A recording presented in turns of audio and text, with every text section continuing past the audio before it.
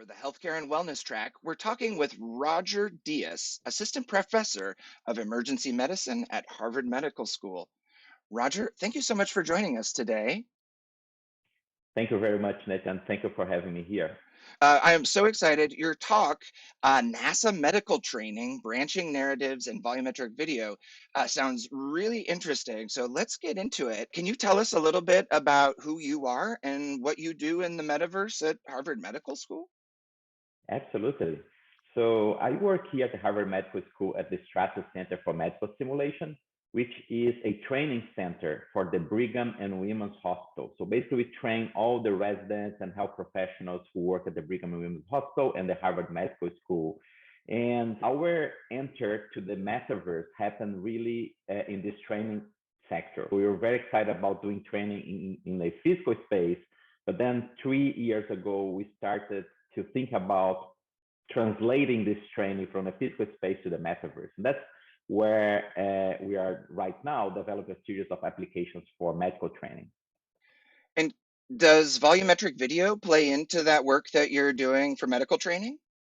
Yes, absolutely. And as part of our first initiative to implement a extended reality training, right? We submitted a research proposal for NASA, the TRISH Translational Research Institute for Space Health.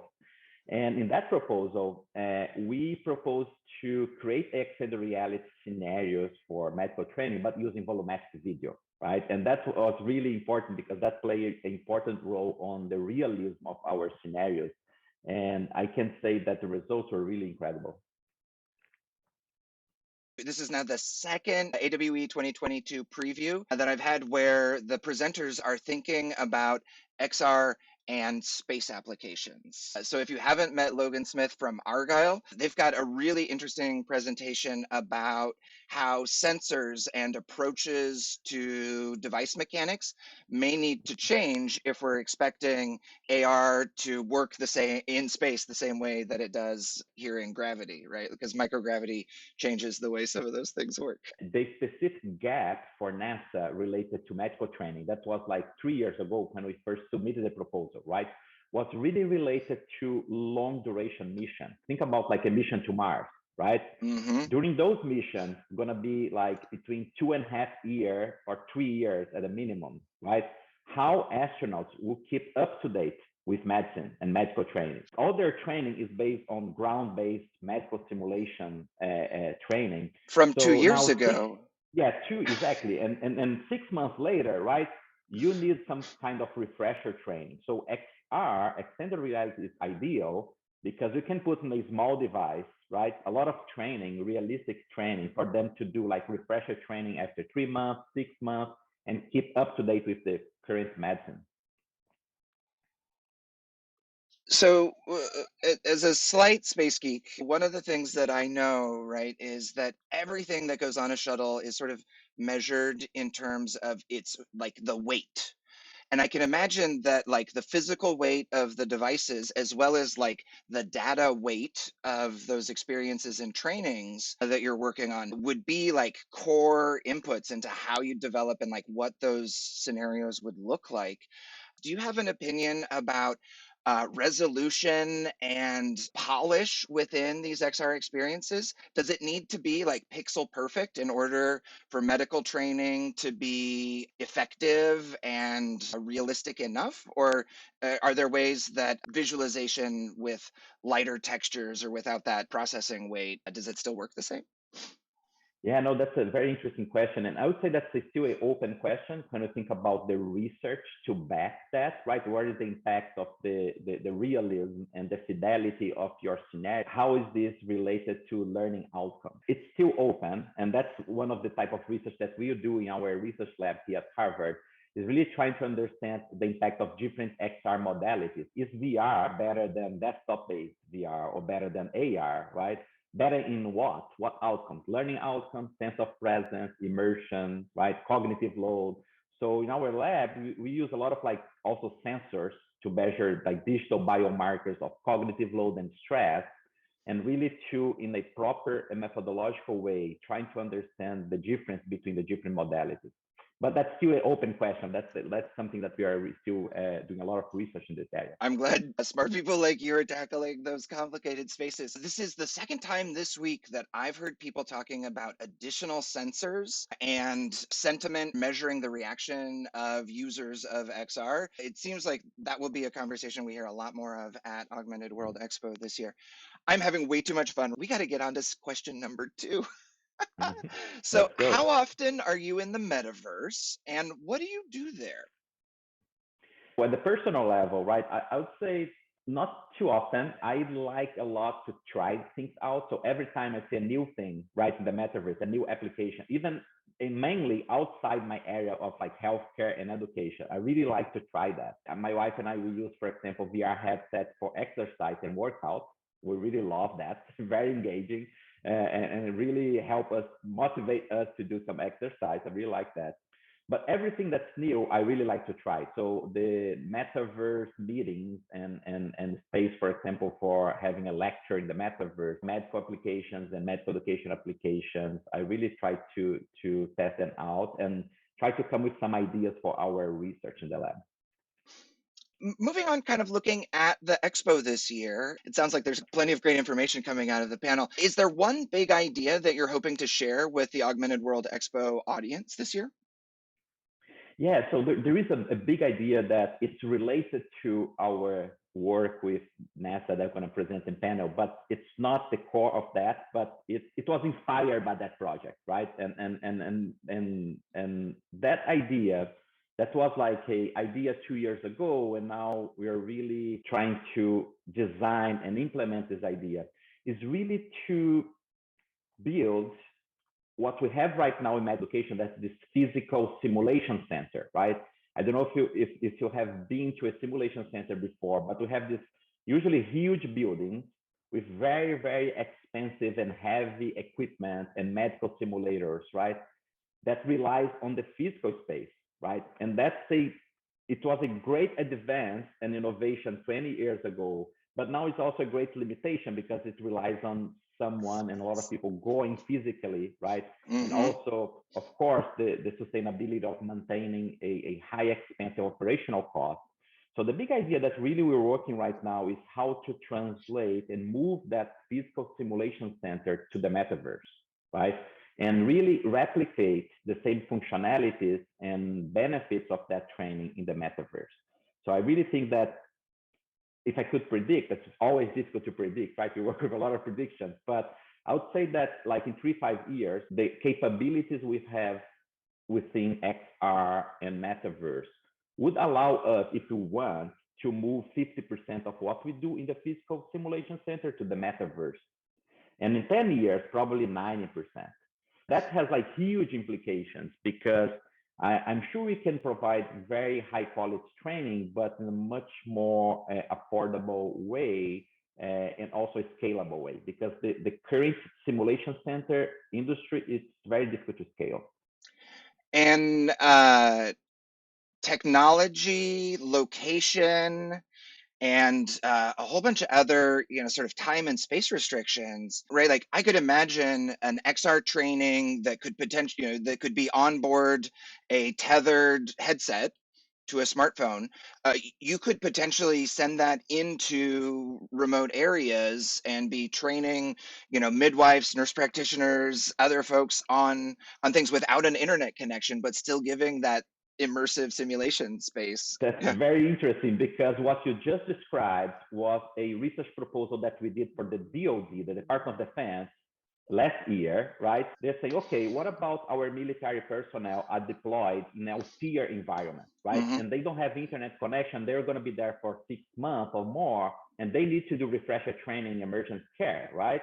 So how do they do that? So we created a virtual reality application for emergency medicine training that they can use their cell phones and do very interactive training using their cell phones without internet connection, but still keep the realism, right? And the Hmm. engagement, different from, for example, just reading books and reading PDFs. There's a So kind of on the flip side, is there anything that you're excited to learn about at or experience at AWE 2022? Oh, absolutely. so many things. And I would say that the main thing that I like to do, and I'm looking forward to next week, is really to learn the metaverse XR based solutions that people are coming and developing other industries, right? Not in healthcare, not in education. And really trying to see, okay, how were they able to develop this great solution that's solving problems, real life problems, and how could we use that or be inspired by that to develop something in healthcare and education? I really like this translational side of the technology that we can reuse some of the functionalities, capabilities that people are developed for other purposes, entertainment, right, and manufacturing, and find similar problems that could use similar functionalities to solve their problems in healthcare and education. So that's what I'm really looking forward to learn from this like other industries. What are people doing out there in this other industries, not healthcare and education? How they are putting together the pieces to solve real life problems, and how can we learn from them to apply that to healthcare and medical education? Whew. Uh, we are on to the speed round. Do you have a metaverse avatar? And if so, what does it look like? Yeah, I don't have a metaverse avatar. I mean, I created a few of them when I was like testing out these metaverse communities and meeting space, but I just like selected a default avatar, but I don't have yet. I still need to work on that. And when you make an avatar, you're doing work with volumetric video. So I think I may have a guess at your preference. Do you tend to go more realistic or more sort of expressionistic, opportunistic using AR and VR skins?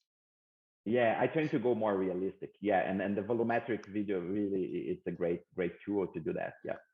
So our next question is the opportunity to give a shout out to or introduce the audience here to somebody who's impacted your journey and learning within XR and the metaverse. Is there anybody that you want to give thanks to? Yeah, absolutely. I would say that there are many people who really had like a huge influence in my interest for the metaverse. But one person that I would like to highlight is really Rodrigo Cerqueira, and he's going to be in our panel next week. But Rodrigo, we met because of this NASA project, right? So we didn't know each other before that. And he has been working with VR in general for decades, right? He comes from the entertainment world, so he lives in LA. He is like an executive producer of movies and productions. But he very early he created this VR movie that was a volumetric video. And that was like the beginning of our idea for the NASA, because 10 years ago, he created like a virtual reality movie that you can experience in 6 degrees of freedom. How can you do the same with astronauts, right? And bring this like huge experience. And so Rodrigo really influenced me in a very positive way. And starting with that project, the NASA one, we are now doing a lot of stuff in metaverse. And I really like to thank him for the positive influence.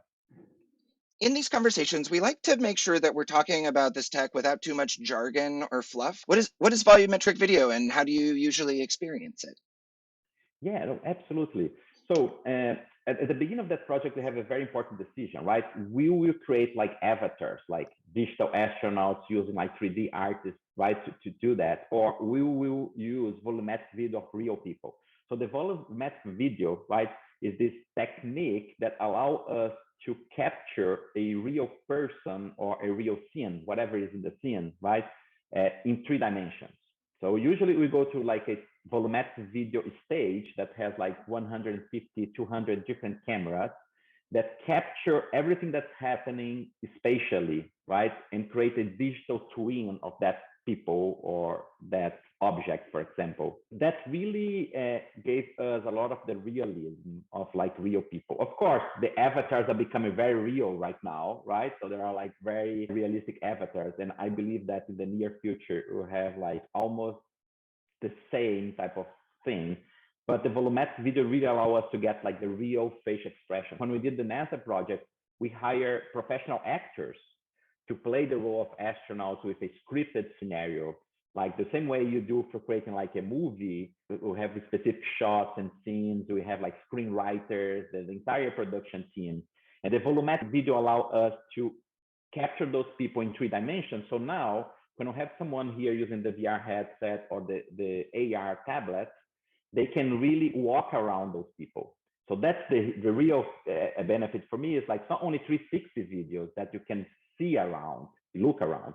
With volumetric video, you can walk around people. You can go between the patient, the doctor, see from their point of view, and that's really, really increase the sense of presence and the realism.